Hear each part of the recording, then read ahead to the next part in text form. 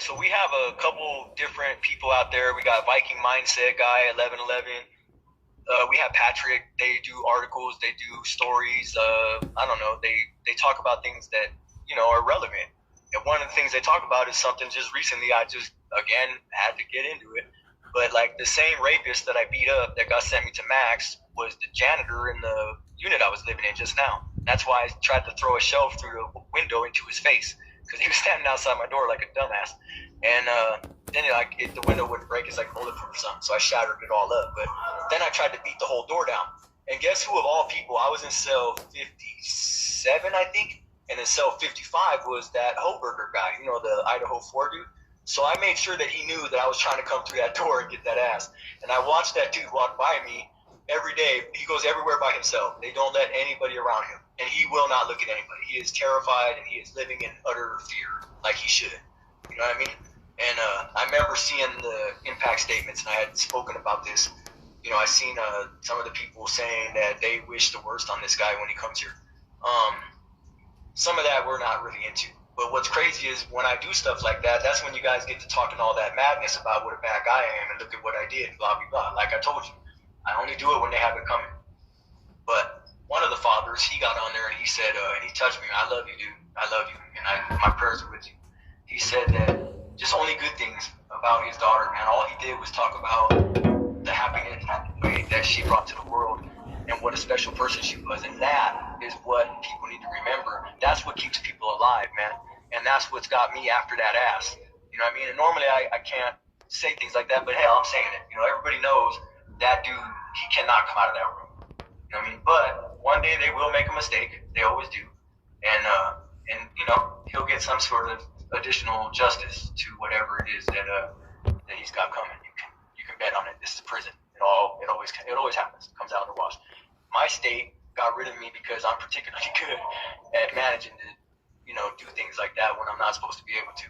And my paperwork that I can let you guys read explains that I was sent out of state because of a prison that was on lockdown since 1995. The very first day that they opened it up, I came out and got to stab this fool from a beef from 26 years prior. He raped a kid in juvie hall, and I beat him up back then, and 26 years later, I got at that ass again.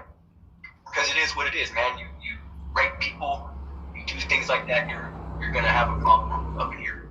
And I'm going to go extra measures to make sure that you do. And that's why my state got rid of me, because I was continuously doing that. They didn't know where they could put me to where I wouldn't do things like that. So they said, hey, just send them the hell out of the state. So they sent me to New Mexico, which was cool. And then out there, I had, three more people. I ended up doing them in. And then, so they got rid of me back to Nevada, which still didn't want me, so they sent me here. Here, I had every intention of doing good, as you guys should know. I was actually doing good. I was 6 months into a mentorship program where I was an associate, and they were wanting to fast track me. I was signed up to go to 2 different colleges out here in Boise, Idaho, and the other one I forgot. It's like IAB or ICU or something like that. But there's 2 different colleges, programs that they give you an opportunity to participate in, and I was doing that. I've done multiple other things. I'm a youth awareness mentor, drug counselor, a dog trainer. I've done a lot of good things for myself. I made this time useful to me. But at the end of the day, they stuffed me in a room with a friggin' sex offender. It's not happening, sir. So you guys already know I broke my wrist. You can still see the bone sticking out of my hand right here that I broke on his face. And I made him beg for his life for about 5 minutes until they came and gassed me with a mace can. And I let him make it because, I don't know. I'm a little bit more sensitive, I guess, to, not wanting to hurt people that bad. But I definitely made sure that, date rape was not a thing that we were going to tolerate up in here, which is what he did. So then he's the same dude I just told you about. He was outside the door. And I was like, why do you guys cater to these guys, man? You give them jobs and you treat them nice and you let them go wherever they want to go. But like the rest of us, we're just trying to do our time in peace. You know what I mean? But they're now, and it's multiple states are doing it, they're starting to try to integrate everybody and do away with like the protective custody situation and things like that. That's not leading to anywhere good. You know what I mean? But hey, I'm active at this point, so I'm going to be more than happy to keep getting them kind of fucking clowns because I'm over the whole thing about coming home and all that. I'm over it. You know what I mean? Like these women that are so petty that they're more concerned about who I'm talking to and stupid things like that have me realizing that like that's a concern that I never really should have entertained. I'm Cooley doing life. You know what I mean? And that's what it is. I'm doing life. And if some kind of miracle or crazy thing happens that I come home and I can make the people who love me happy for a minute, eat dinner with them and give them hugs and stuff, great. If not, I'm going to make sure that I have the time of my life costing the state millions of dollars. Right now, I'm costing several hundreds of thousands of dollars with my new attorney, my new paralegal, my new investigator, my case still being active. They've already spent millions of dollars on me, both criminally and civilly, to have me incarcerated, not even counting the $50,000 a year that they have to pay off the top to have me here. And I've already been 33 years, so you do the math on that, millions.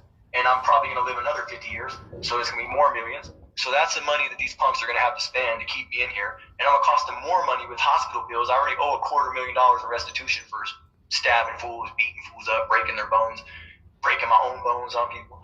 I'm going to keep doing it. I'm going to make sure these motherfuckers spend $1 gazillion on your boy to be up in here doing this life sentence. You're going to earn it. You're going to pay every fucking dime to keep me in here. Straight up. And it'd be my pleasure, ladies, that those guys that do those kind of things to you and to those children, they're going to get what they got coming every fucking time. I said this 30 years ago. I wrote a whole thing about it, posted it on the internet, Twitter, Facebook, all that back then when I was on those things before some other girl got mad and deleted all that stuff or blocked me out of it. I've been doing this. I'm going to keep doing this. I'm going to do it till I die. You know what I mean? If I come home, we're good.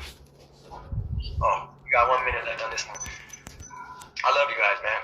You know what I mean? And I've said it before. I'll break every bone. I'll sit in the buck naked room endlessly. I'll go through all kind of hell just to make sure that these people that do these things to you get it. And some of these guys know it too.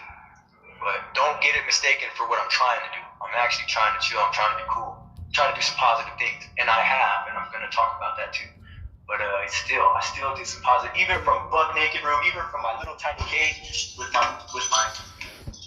you know, we don't want to mess with this dude ankle shackles I got to wear everywhere I go. Even with that on, I did something really cool. I touched some lives, man. And I'm doing some positive, making some positive change in the world and affecting people in a good way. I can do either one, guys. I love you.